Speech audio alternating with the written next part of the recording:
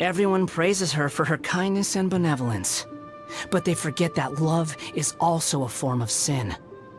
What if she's just trying to compensate for something? The Jester is a survivor of Conria. Besides that singular fact, I know very little about him, and never had any kind of close association with him. He seems to want something from me, though.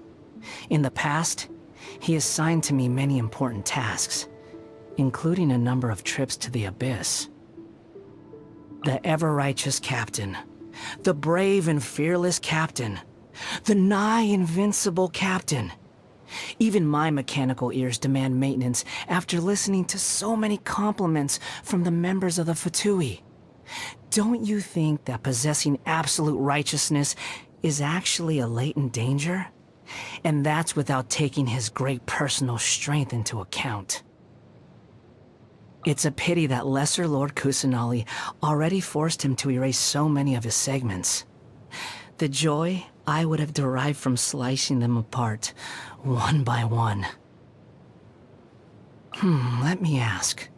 What should you do if you were to encounter a damsel who is oblivious and innocent at any given time, and unconcerned and unfeeling in any given situation?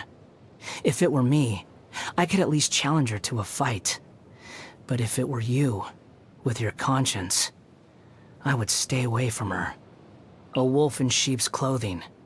To exert a higher level of control over people, she puts on a graceful and cordial front.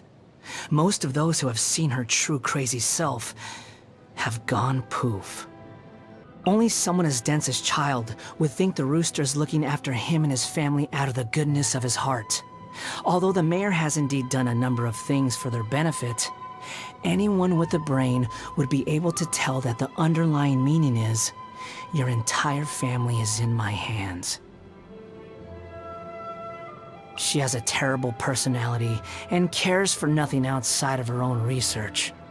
But even with that amount of dedication, she still produced a copious amount of garbage, and could only secure a ranking that's still one whole place beneath my own. How pitiful. Oh, the 9th rank guy.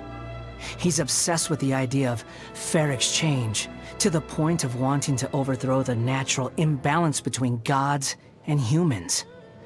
But I guess it's just how ordinary mortals are like. It's easy for them to come up with pointless delusions. Honestly, it's nothing worth writing home about. Just like how there's also nothing impressive about his abilities or choice of partner.